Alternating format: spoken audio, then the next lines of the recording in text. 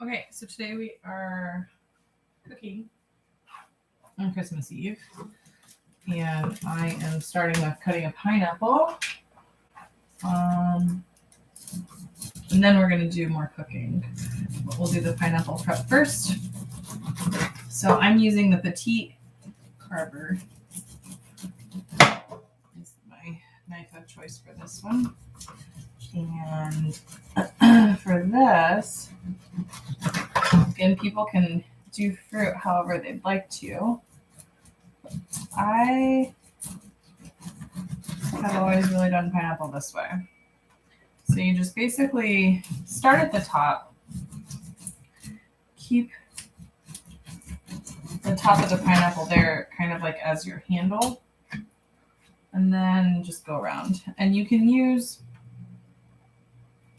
the knife, you can take off as little or as much of that outside as you want, but these little tiny black seeds, I try to get all of those out if I can. If you don't remove all of those spikes, all of that skin, sometimes those will get stuck in there. So I just remove those too. Okay. So you just go around as many times as it takes and just take off little strips, starting at the top and moving your way down to the bottom. Definitely like a serrated edge for a pineapple. And obviously the Cutco Double D Edge is my favorite. And the petite slicer I think is really the right one for this. Okay, so, but you could use a couple of different knives maybe. All right, so I'm just taking out, can you see that? Yeah, I'm just taking a little bit more of that out. And that'll stay there. So then I just make sure that it looks good. There's no other pieces that need removing.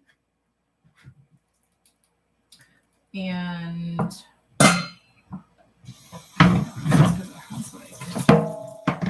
those end pieces are scraggly pieces. Okay, so then still holding the top as your handle, you can just slice off the bottom.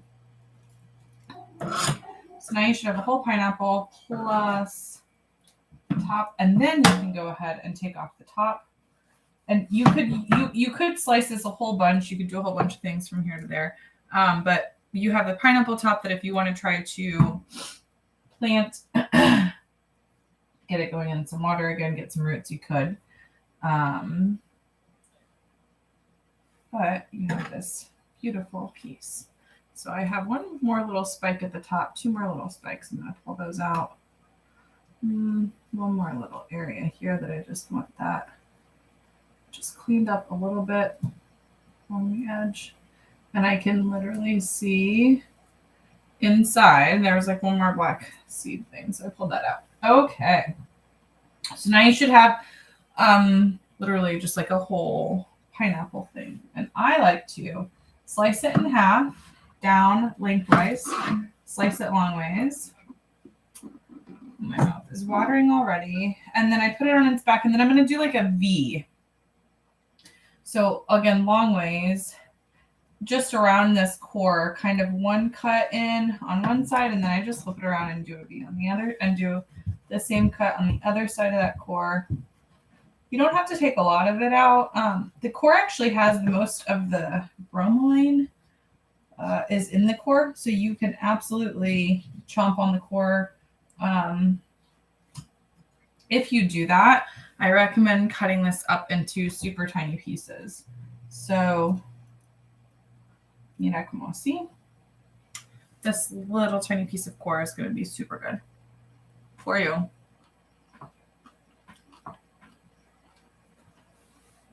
But it's not super sweet. Woo! It's not the piece that we usually slice or that we usually eat. So you can slice it like this, and you've got little slices. You can also cut it again long ways, lengthwise. That's what I'm gonna do. So we're going to get big spears, and then you can leave them as spears, or you can also then chop them up so they're like chunks or wedges.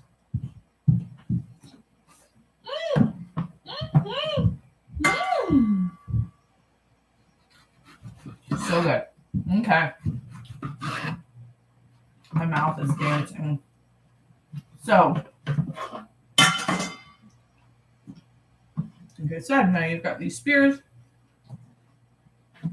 You can leave them as spears, or do the traditional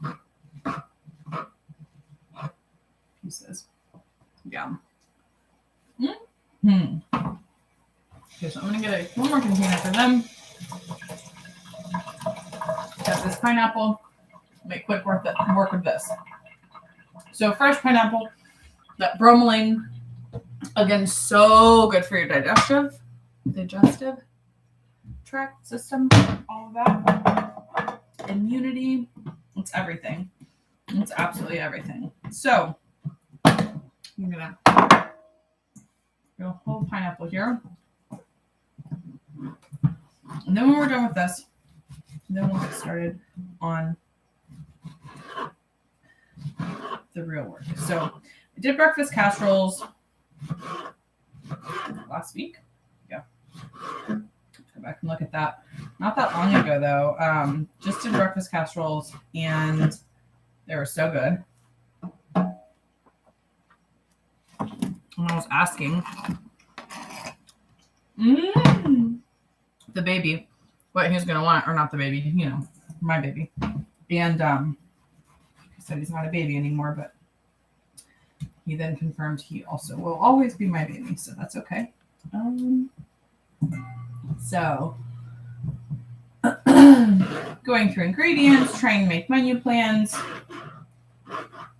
talking about what we wanted to eat, and had a lot of different things on the menu, a lot of different possibilities. And then I realized, there was a way that we could take all of those ingredients and make some of the same thing that we just enjoyed. But honestly, like, especially for the sweet apple one,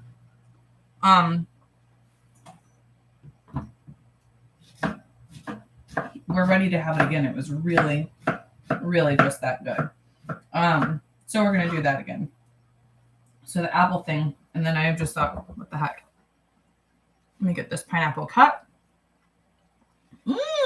That's perfect.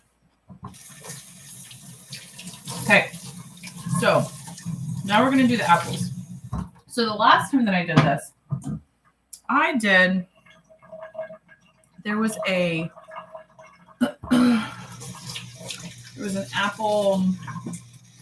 cinnamon apple pie breakfast, French toast breakfast casserole. And since then, I've actually seen a lot of people do different recipes. And there's like a blueberry, and I actually did just a blueberry cinnamon loaf. So it's extra sweet, extra good. But I've been seeing lots of these recipes, and I'm going to just do another version. Same thing, different version. So the apples, you can use any kind of apples that you want. You showed this last time, but I have this time, so I'm going to show this again. On this, with the bird's beak paring knife, it's going to make really quick work of slicing these in half when you have to do it. If you're doing it in your hands or you're doing any sort of trimming, any sort of work on the fruits or vegetables, anything that's going to be in your hand, that bird's beak is going to make such a huge difference to be able to have that ready. So we're going to do, I've got a couple of Granny Smiths. I'm going to do, what is this, a Fuji, that'll be good. And maybe a pink lady, a couple pink ladies. I wanted to do at least 4. It was a lot of apples last time, but it was so good. And I would do even more. And I've got a huge loaf of bread this time, where last time I was just like kind of making it work with the end of a loaf. This time I have like some, it's called marathon bread with cranberries and things. So it's going to be so stinking good. Yeah, so I'm thinking do a little bit more this time even than we had last time. We'll see. Okay, so the apples. Again, I'm doing all of my sweet stuff. The reason I wanted to do this is because I may just use all of the same cutting board, and then I can use, I want to do the sweet before I do the savory on my cutting board. Just so it doesn't have onions. You don't want onions in your sweet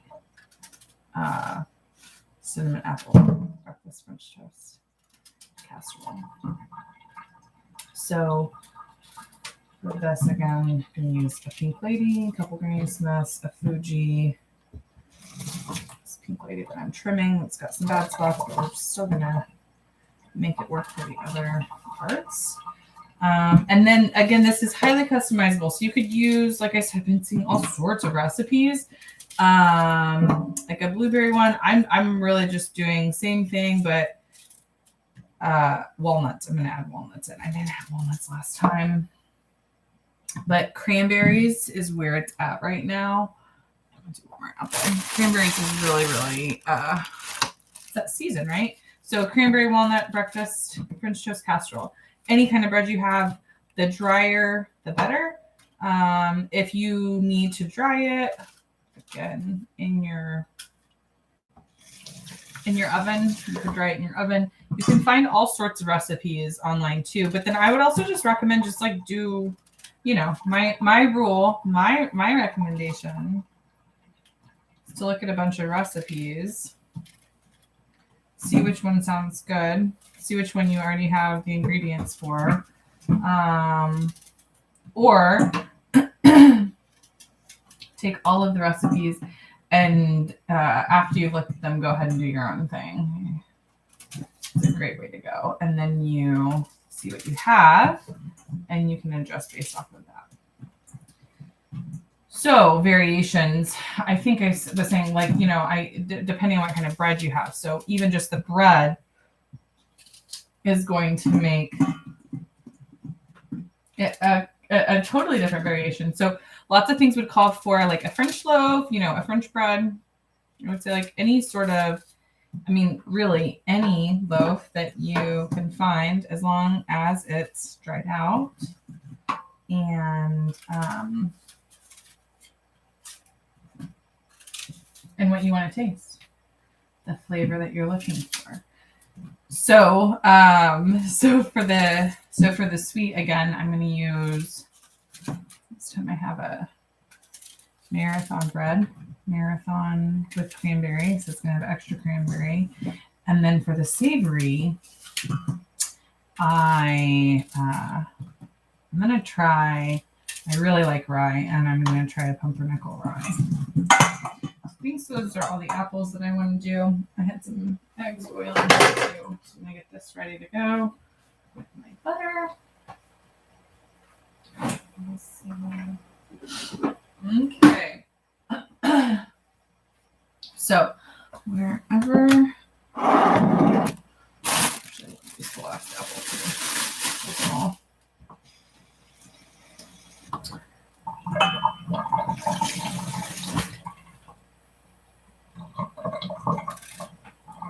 So that one lonely apple there, I'm just going to use them all so we can make this stretch even more. It was so good.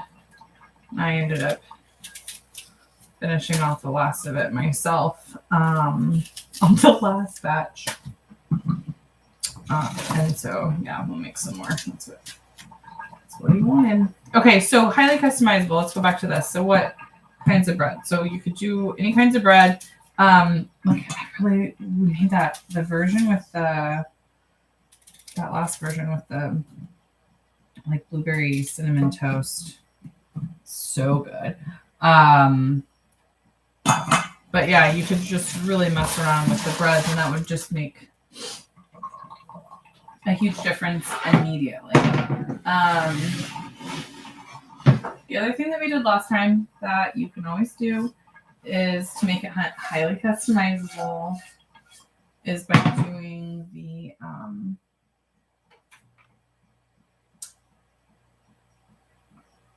the kind of milk. So last time I used 2 different kinds of milk. This time it's not going to be, I don't think I want this. Okay. And I'm going to do bigger chunks. Okay, let's do this.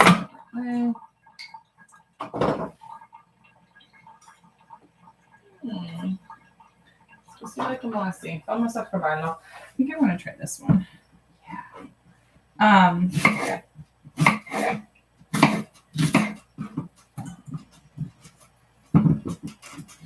So the kind of milk that you're going to use, the flavorings, the seasonings.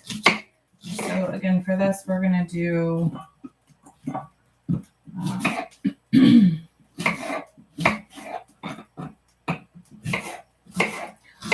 this one. We're going to do sweet. It's going to be cinnamon. It's going to be nutmeg. It's going to be, yeah, you could do vanilla. Like I said last time, pear would be a great combo to try.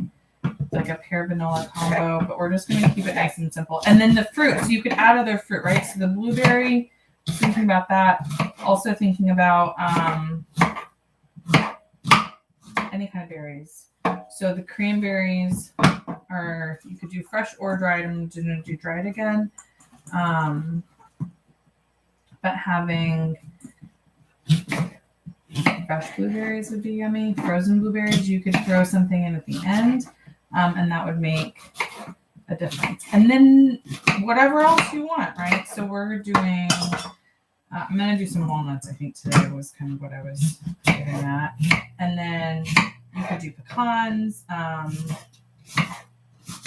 almonds, like a blueberry almond breakfast, French toast casserole, pear, whatever, be really good.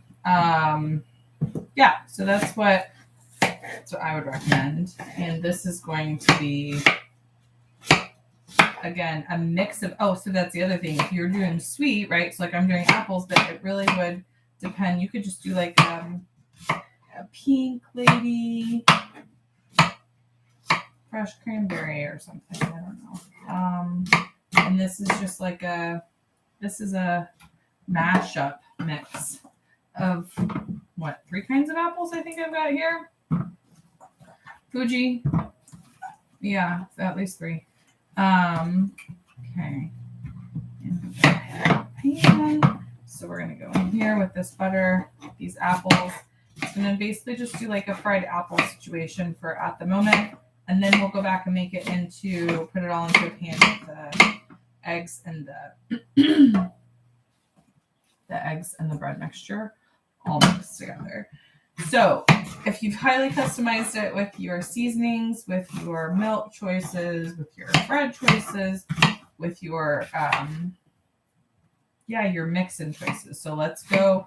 So we did kind of the sweet. I really like the apple. You could always do something like, so for instance, like how we've done like a banana pancakes or sweet potato pancakes, something along those lines. I feel like if you wanted to incorporate, it could work for you to be able to work some bananas, put bananas in there. Just a thought. Anyway, on the savory side, you have a lot more options. Well, I mean, you could always do other things like fruit, plums, whatever, apricot, stone fruit, something different. But I think that on the savory side, you have a lot more options. So we'll get to that in a minute. Okay, so again, this is just going to be diced up, minced up, or not minced up, but diced up, chopped up apples for mine. And then I'm just going to fry them up with some butter. I don't even think I put sweetener in last time, but I am going to put maybe a little bit of honey. I'm going to put a little bit of honey again, but that's it. That's all we're going to do again. Okay, so I've got butter. Let's get that in there. And this is going to go like that. I'm going to put more on just to get us started, but we'll start with that. Yum. Maybe some coconut oil too. Okay, here we go.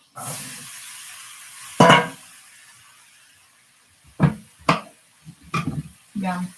Okay. So apples have hit the pan. Always going to put, I know I got the butter in there, but I am going to put just a touch of salt and honey and let those all, and then my cinnamon and stuff in here too. And then let that all cook down. Okay.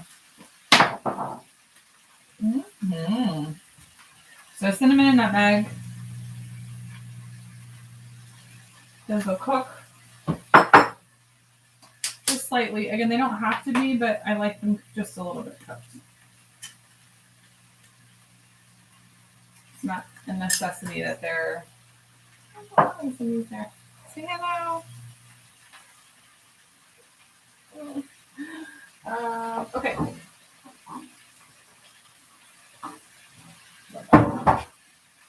Let's see. So for the savory, we're going to do it a little bit different. So I'm going to do the same thing where I'm going to saute them up.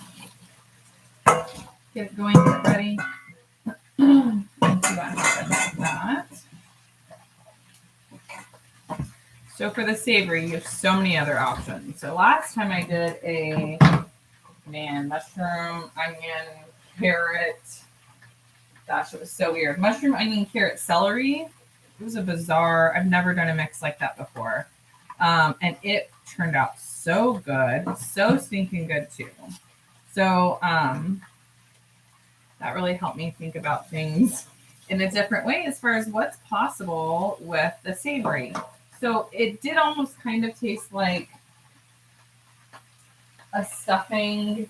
I think the celery, carrot, onion did give it a very, very holidays, very homey, very stuffing-y sort of flavor combination that was interesting, but really good. Really, really, really good. And highly enjoyed that. So 10 out of 10 would recommend. And also, I'm just going to do more like a straight up regular omelet-y flavoring situation today. Breakfast, basic breakfast.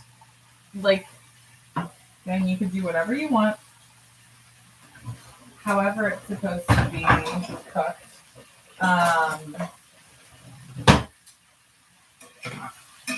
But I thought I'd just go back and take it really, really easy with. Oh, I wonder if I put some of that pineapple in with this. That might be interesting as a fascinating experiment. We'll see. Okay. Just down just a little bit. Let those apples cook around, move around. Oh, I need more butter. That's what it was. I was going to add a bit more butter. So these can really cook nicely. Yeah, and then I'm just prepping the other vegetables for now the savory because I'm done with the sweet, cooking the sweet. So I just put another good pat of butter in there. Okay. Yeah, and then just getting these peppers ready. Okay. So peppers, onions, and peppers, onions, and mushrooms. Mushrooms again. So you can use any kind of vegetables that you want. Last time I had those really amazing, really yummy king oyster mushrooms. Today I just have regular white mushrooms. You can use any kind. Okay. Mm-hmm. So for the mushrooms, again, you can do mushrooms however you want. Lots of people say no water. I tend to agree. I wipe them, try to get all that dirt off of there, but I generally do not submerge them in water. Don't do that. Would not recommend that. And I'll just kind of like wipe them off. Mm-hmm.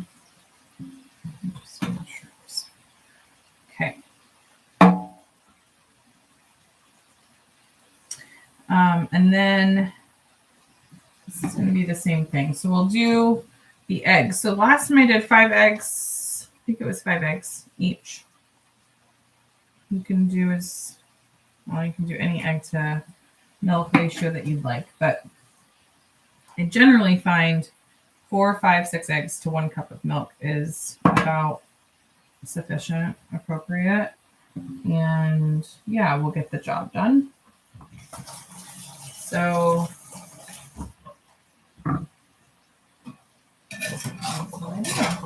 okay, so this is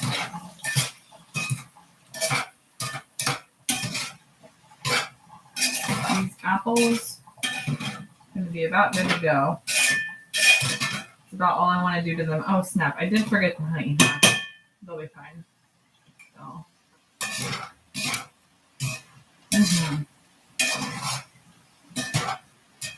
Okay. Maybe just a touch.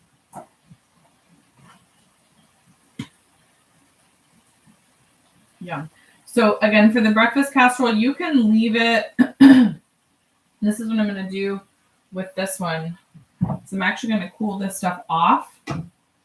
And I'm actually not going to bake it now. So a lot of the recipes tell you to not bake it. It's to, prep and then you let it soak.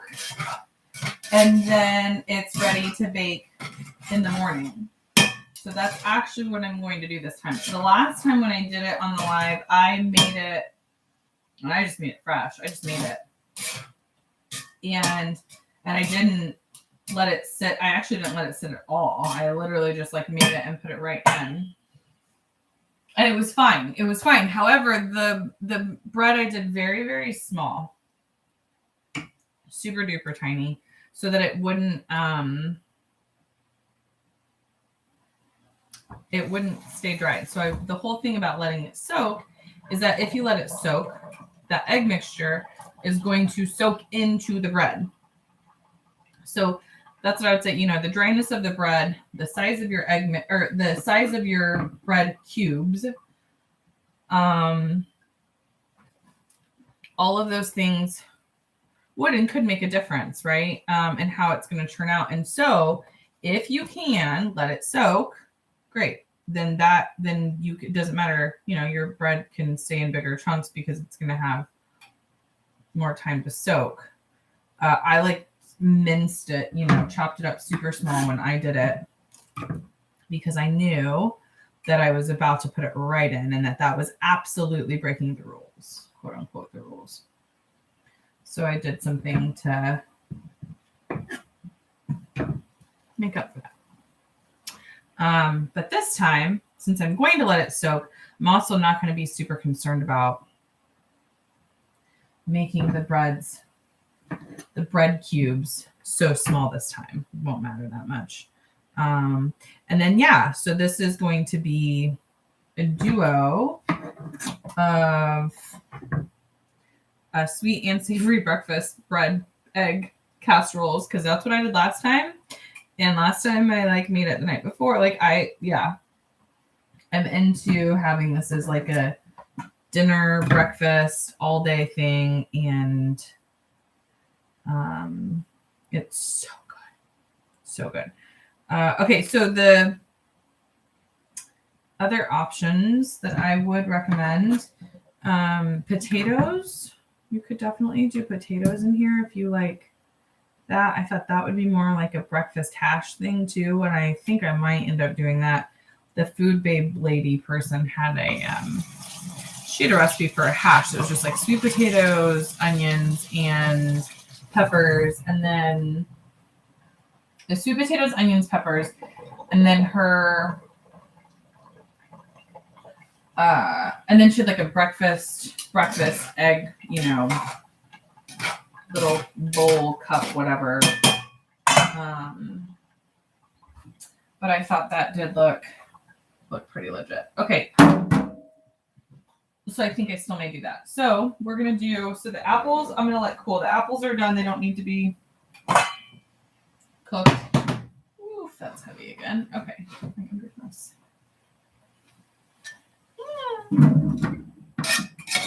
as the kids say. Sure.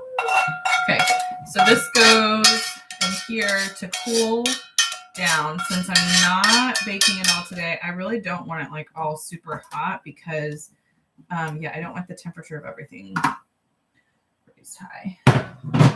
So I'm gonna put this over. So that'll be ready. That's basically ready for the whole mixture right now. That's ready for the egg mixture, the bread, and everything. And then this, again, I am using the same pan.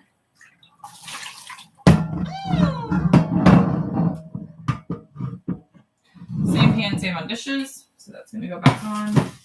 Also, it doesn't really matter if it has a little bit of that sweet flavor. It didn't matter last time. It doesn't matter this time. It'll be fine. So now I'm just going to do the onions. Onions, peppers, mushrooms, and this will go right in.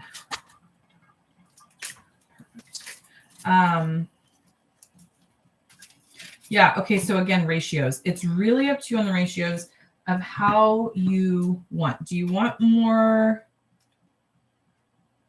vegetables? Do you want more bread? Do you want it to have like lots of bread? You know, I mean, again, this is like a bread-filled crustless quiche more than it is anything else. I don't know if you think for the savory side at least. So it really doesn't matter how you want to do it. The world is your oyster, right? It's going to taste really good anyway. And there are no rules. The rules are whatever you want them to be. So I loved it last time. It was so good with the onions, carrots. Okay, it was the king oyster mushroom, onion, and then I had carrots and celery that I wouldn't have I wouldn't normally have put those in, but really added a lot. It's so good. And so I would do that again. And so this I'm doing onion, peppers, mushrooms. I think I'm gonna put like some spinach in at the very end, maybe right before, like, you know, when it goes in with the egg mixture, just a little bit of fresh, which normally I would use like frozen spinach if I was making a quiche or something like that. But I do have a little bit of fresh spinach, and I was just gonna, just kind of toss it in at the very, very end. And so this is just going to be a very basic. Oh, well, you could add meat. You could always add meat to any of these things. I'm just not today. And then the cheeses. So for the sweet with the apple stuff, you would not, well, I mean, I guess you could add like a Gouda or a white cheddar if you really wanted to get crazy. Maybe we will try something with like a little bit of Gouda in there that's like completely unnecessary but delicious. Yeah, but the cheese then becomes highly customizable. That's the last way that you can customize it after you've done everything else, is by putting different kinds of cheese. So today, using some grapeseed oil, I'm going to put our onions and mushrooms and peppers. Use some salt and pepper.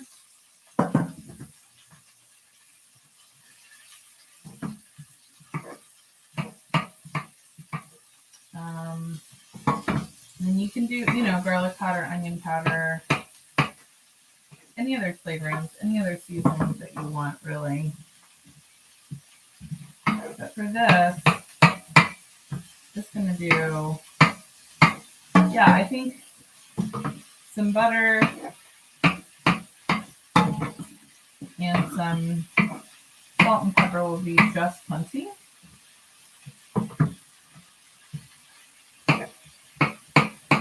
Then we'll just let those flavors, it's in the cast iron pan too, so it's going to taste delicious anyway.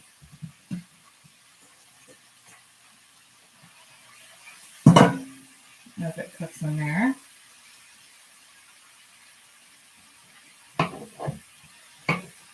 And then for this one, for the bread, yeah, you can do, again, something that's going to have no, won't matter if French or an Italian, but also, oh man, I've done it with everything bagels. That was fire. That was so good. I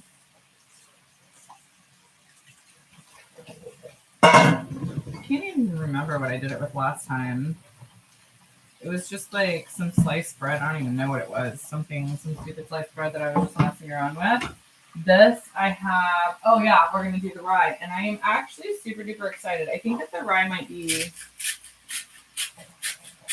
just what I'm looking for as far as that flavor combo just being super funky. The last one with the onion, celery, carrots, mushroom. Yeah, like I said, I got very savory, very Thanksgiving-y, and so good. So, yeah, so this one I wanted to do some more vegetables. Like the ratio was fine. I need to post the pictures of the ratio for the last time. It was fine. However, I always want more vegetables. And I think this might even be the same as I did last time, but like, I don't know. Maybe I put more onions in or something in this. It needs to turn up. Okay. So like I said, since we're doing it as a, it is going to soak. They are going to stay overnight. I'm going to go ahead and just like layer it all and put it all in there now. And then it will be ready to go. So the first thing is I'm going to show, just so you can see like approximately how many, a couple handfuls, maybe a fourth to a half of a cup. I want that. I really, really am into that stuff. It's so good. And then this is this cranberry marathon bread. So again,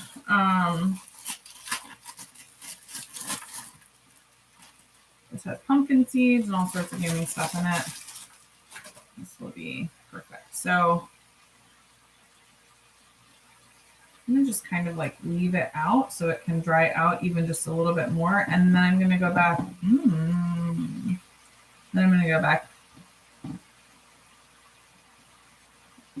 and chop it up.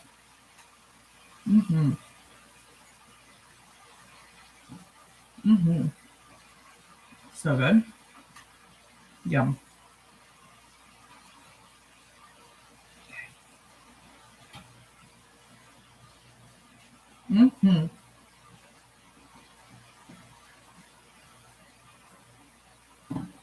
This isn't super dry, so this will be good that it sits out, dries out a little bit. And I can go back, chop it up, and it'll be good that it'll soak in overnight. So that's there. Back to these. Onions and mushrooms. And then, yeah, just remember however many eggs you want to do, but 3, 4, 5, 6 eggs to 1 plus whatever cup of milk, whatever you got. And then cheese, if you want cheese for the savory or cheese for the sweet, I usually do up to 6 to 8 ounces. 6 to 8 ounces of cheese would be good for a cup of milk, 8 to 10 to 12 to 14 ounces of bread, depending on how much bread you want in there. And yeah, then another 6 to 8 ounces of cheese, if you want cheese in there for the savory ones. You'll be good to go. So this pork is almost done. And then I'm going to just chop up my pumpernickel, my dark pumpernickel, and put that in there. I think I've been saying rye. Yeah, no, dark pumpernickel, whole grain rye. And then that, and I've got some Havarti, some Gouda, and just some straight up like shredded. So I think I'm gonna do that as well. That'll be it. I think I'm gonna stop there. I think that's it for the video for today. Hope you guys enjoy the vegetables, the prep work, and really the pre-work for the rest of this cooking. For the rest of the breakfast casserole making. And then, yeah, like I said, I'm actually going to put this one in here. And just so it cooks straight in this cast iron pan tomorrow morning, you can just put the cast iron in the oven. So I'm going to let it cool down completely and then put everything back into that cast iron. So I'll have the cast iron and then the other casserole ready to go. All right. I hope you guys have a very Merry Christmas and enjoy some breakfast casseroles and love yourself, revolution. Love you. Bye.